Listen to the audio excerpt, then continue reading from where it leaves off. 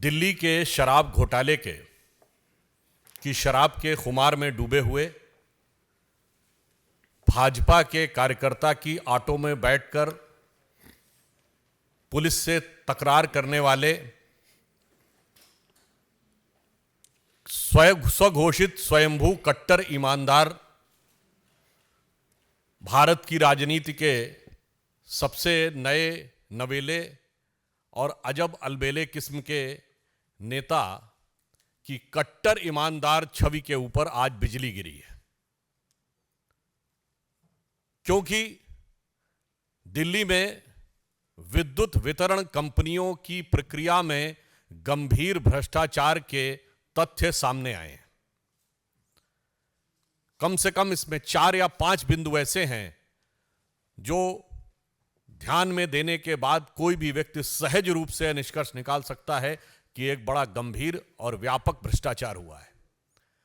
सबसे पहली बात यह कि विद्युत उत्पादन करने वाली कंपनियों का जो बकाया था वितरण कंपनियों पे, जिसके लिए वह दिल्ली सरकार को मिलना था और देनदारी थी प्राइवेट कंपनियों की, परंतु प्रारंभिक बैठकों में ही तकरीबन 3200 करोड़ रुपए से अधिक की उनकी देनदारी को एक प्रकार से वेव ऑफ कर दिया गया। अब यह प्रश्न उठता है कि यह क्यों किया गया, इसके पीछे क्या तथ्य है।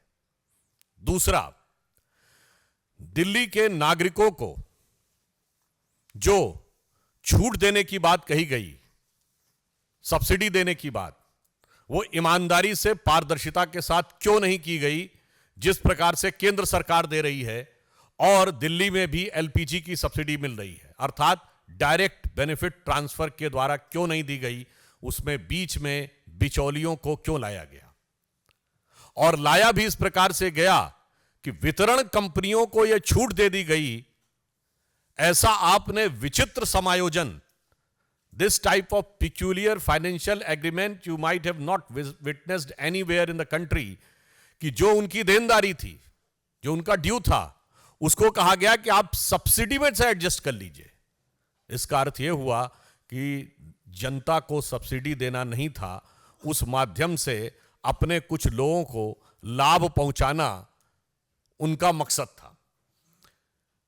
तीसरा बिंदु यह कि जब लेट फी के नाम पर प्राइवेट कंपनियों को 18% वसूल करने का अधिकार दिया गया, तो वही कंपनियां लेट फी के लिए दिल्ली सरकार को केवल 12% ही क्यों दे रही थी।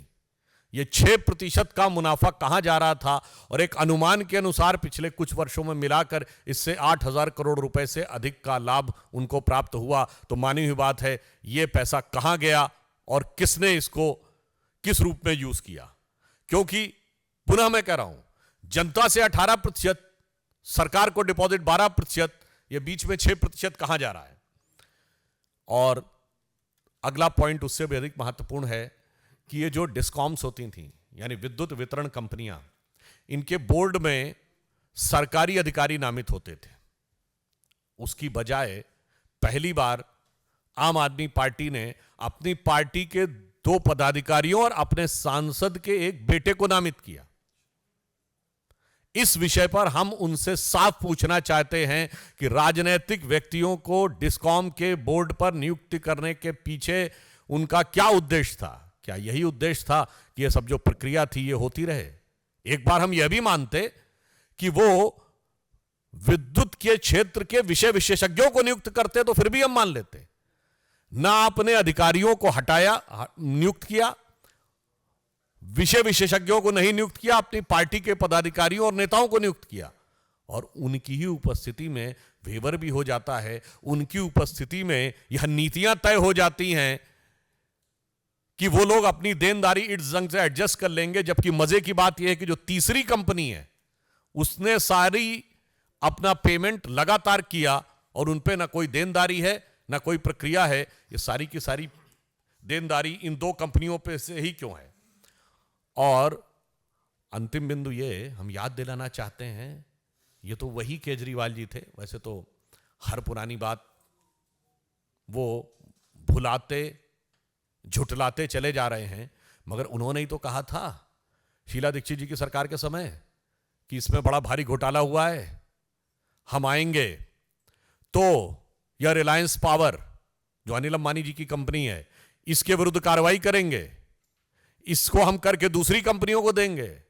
और आज उन्हीं कंपनियों के साथ इतना सुविधाजनक भ्रष्टाचार युक्त एडजस्टमेंट। हम उनसे यह सवाल पूछना चाहते हैं, 3 प्रश्न।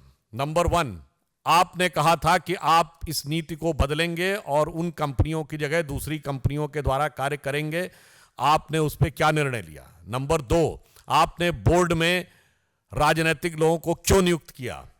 नंबर 3, सब्सिडी को वेवर करने का निर्णय किस आधार पर लिया और उससे कंपनियों को कितना लाभ और इसमें कितना किकबैक लिया गया?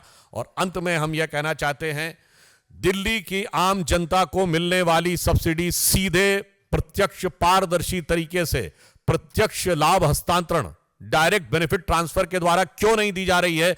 जबकि दिल्ली में ही एलपीजी की सब्सिडी दी जा सकती है, तो बिजली की सब्सिडी क्यों नहीं दी जा सकती है? इसका अर्थ यह हो गया कि सब्सिडी के नाम के ऊपर जनता के वास्तविक लाभ से अधिक भ्रष्टाचार करने का उद्देश्य था और अपनी जेब भरने का उद्देश्य था। इसलिए जिस विषय की रिकमेंडेशन भी 2018 में की गई है कि डायरेक्ट बेनिफिट ट्रांसफर के द्वारा ही होना चाहिए, वह क्यों नहीं किया गया? इन 4 प्रश्नों का उत्तर दिल्ली सरकार को देना चाहिए, क्योंकि यह उनके भ्रष्टाचार को, जैसे बिजली की रोशनी होती है ना, बिजली की रोशनी से, बिजली की गति से। अब मुझे तो ऐसा लग रहा है जैसे शराब के नशे में आदमी कभी गलत सलत बिजली का स्विच भी छू देता है तो करंट लग जाता है, तो मुझे लगता है शायद उसी प्रक्रिया के तहत इन्होंने भी कुछ किया है। तो नशे में भी थे, करंट भी लगा